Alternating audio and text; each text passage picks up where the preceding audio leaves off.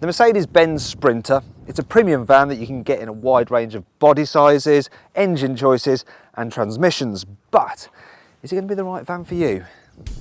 While there are plenty of models to choose from, there are 9 body sizes on 3 wheelbases, 4 body lengths and 3 roof heights, and you can tow trailers of up to 2 tonnes.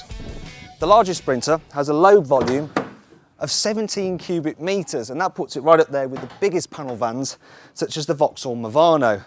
Also, the payloads of up to 2.5 tonnes is impressive as well. So too is the fact that as well as these floor tethers, you can get belt high tethers and roof tethers as well. That stops your cargo sliding about all over the place. One problem with the Sprinter is that all models are rear wheel drive, and that means that the load height is slightly higher than on front wheel drive vans such as the Fiat Ducato, but you can get a model with all wheel drive and jacked up suspension which can deliver places that other vans just can't go. Inside, the Sprinter's cab is very well laid out and the materials used are robust enough to cope with the strains of daily use. There are quite a few storage spaces, but they are not quite as useful nor as plentiful as you'll find on a Renault Master. As you can tell, this is a single cab version of the Sprinter, but if you need to carry a slightly larger crew, you can of course get a double cab model. One of the features I like is how the gear lever doesn't protrude too much from the dash, so if you need to get across the cab you're not banging your knees, though to be fair it's even easier to do that on a Citroen Relay. Now, being a Mercedes, you can of course get lots of options on this van. For instance, you can get stuff like Bluetooth for your mobile phone, you can get command sat-nav, you can also get rear parking cameras, which is really handy on the larger models, and you can get cruise control as well. Though be warned, if you start spending on options, the price of this van soon mounts up.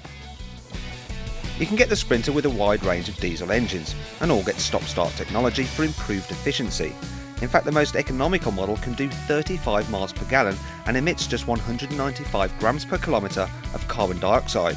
And while that's not quite as low as a Volkswagen Crafter, it's still impressive for a van.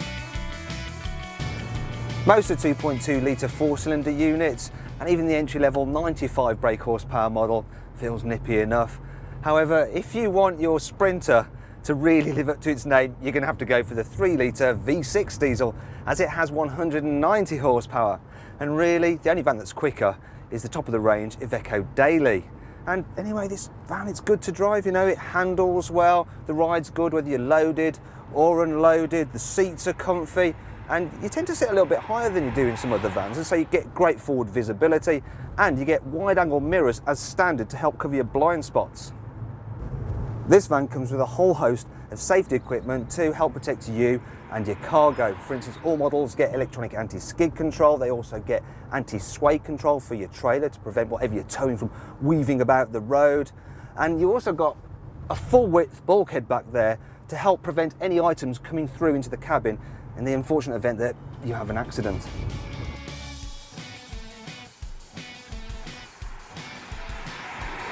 Obviously, being a Mercedes, the Sprinter is a little bit more expensive than some of its rivals, and prices range from 21 to 38 grand. Thankfully though, it's relatively cheap to run actually, because the variable maintenance system means you can go up to 31,000 miles or 2 years between oil changes.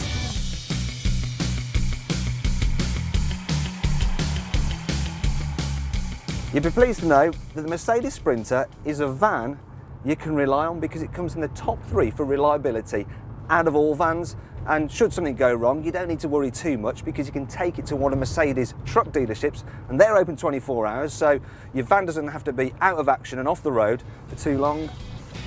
Unfortunately, repairing a Mercedes van can be a costly business, as spare parts are more expensive and less plentiful than for vans from makes such as Vauxhall and Ford. So then, overall, what do I think of the Mercedes Sprinter van? Well, the positives are that it's easy to drive, it's relatively cheap to run, and you can get a four-wheel drive version. The bad points, though, are that you can't get a front-wheel drive version, the load height is pretty high, and it's a bit more expensive to buy than its main rivals.